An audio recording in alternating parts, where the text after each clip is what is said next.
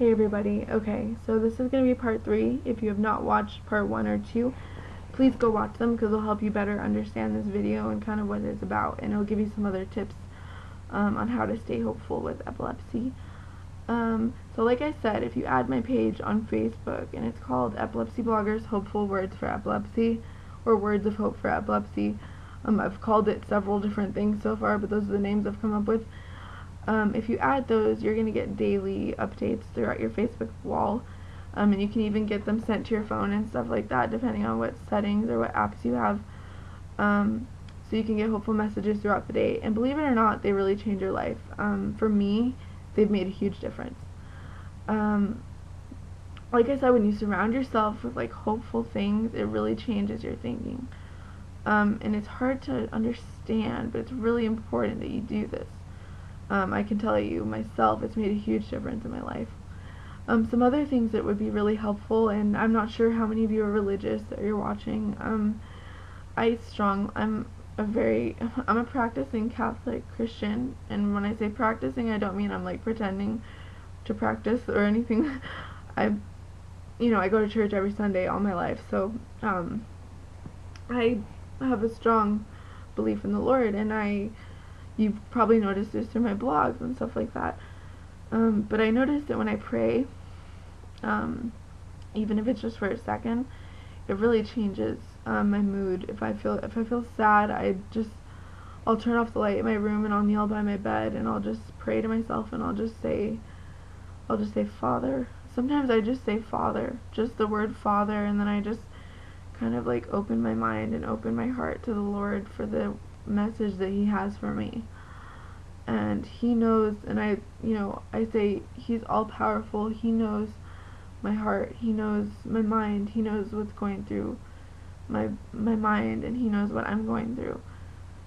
And when I say Father, I'm reaching out for Him, and I'm reaching out for His help, and I know that He's going to take care of me. And it's amazing because it really is, it's a beautiful thing when you're praying like that. And I think it's important, if you're going to church, and if you're not, if you're looking into being a new Christian, or just, I can't make everyone be a Christian, so if you're not, don't be upset with me, but pray, or just center yourself, just open your mind to positive things.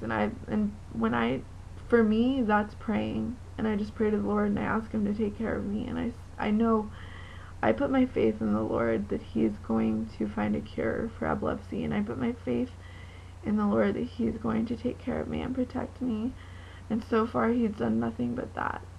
I'm not dead, I'm alive, I'm breathing the beautiful air that He's given us. I've got health insurance, I have a job that I didn't think I would have. I have 2 of them. I'm healthy. I'm awake enough to make these videos.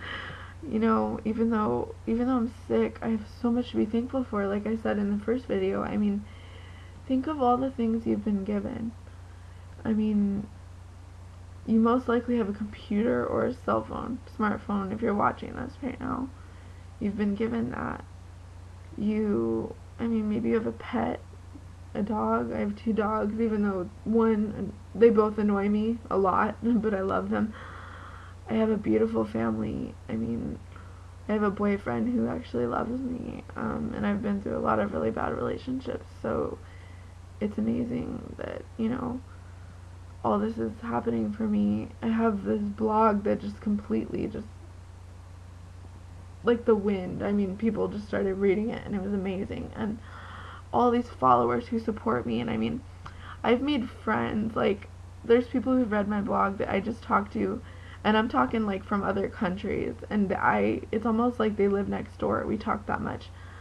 I've been so blessed just from doing this, and I have a wonderful church that I go to, St. Elizabeth Ann Seton, right across the street from me too. I can go whenever I want.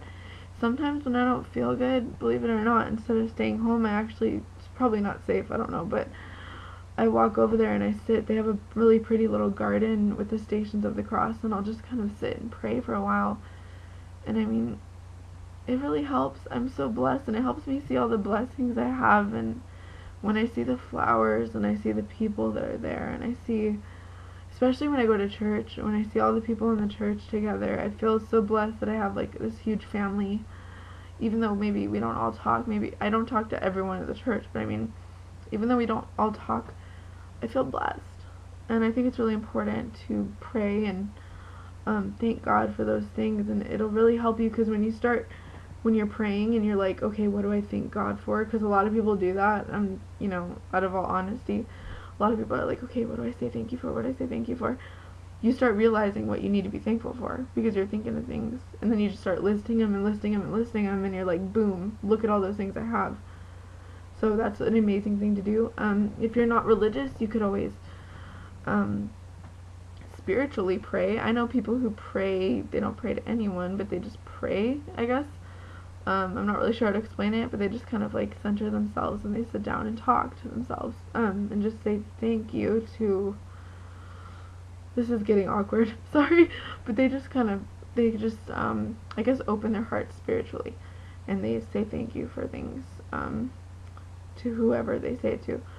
And I don't mean this in a bad way. Once again, I'm not trying to offend anyone whatsoever, so please don't be offended. I'm open to everyone. So, and then there's other people who just make lists of things they're thankful for. Their family, they'll just make a list. Their family, their dogs, their house, the bed they sleep in. You know, a lot of people don't have beds to sleep in. This bed that I have, I'm blessed to have it, even though it hurts my back so bad. A lot of people are sleeping on the floor. There's people in countries who are sleeping in mud every night, even here. If you're looking off a smartphone or a computer, I know you're blessed, so say thank you. A couple other things I guess I want to say, and not everyone has the money to do this. I don't really have the money to do this, but I decided to do this on a whim, but I'm glad I did it. Not too long ago, 2 days ago. Wasn't feeling very good. Having a lot of seizures, wasn't feeling good, but I had this paycheck. I got paid $250, 50 in tips, 200 in check. Cashed it. Didn't really have anything to do with it. I was like, well, Mary Kay's going good, but I'm taking a break from it right now, for this month. So, I mean, I didn't have any reason to use that money, so I'm like, okay, I got all this cash, and I'm thinking, okay, I'll save it.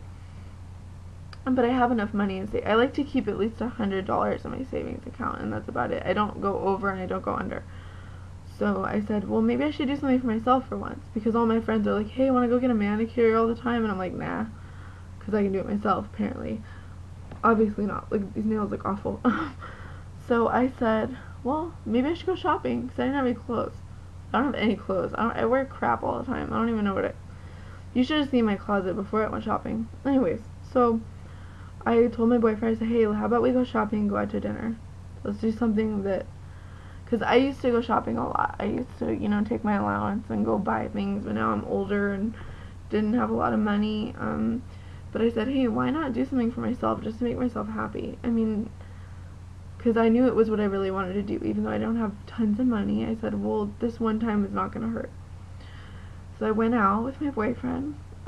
We drove out to the mall, La Cantera, over here. And I bought this jacket. I got it for a steal, by the way. It was originally $90. I got it for $25, which is cool. I went and bought my favorite lip gloss, which is called Lip Venom. Don't tell Mary Kay that it's not from Mary Kay.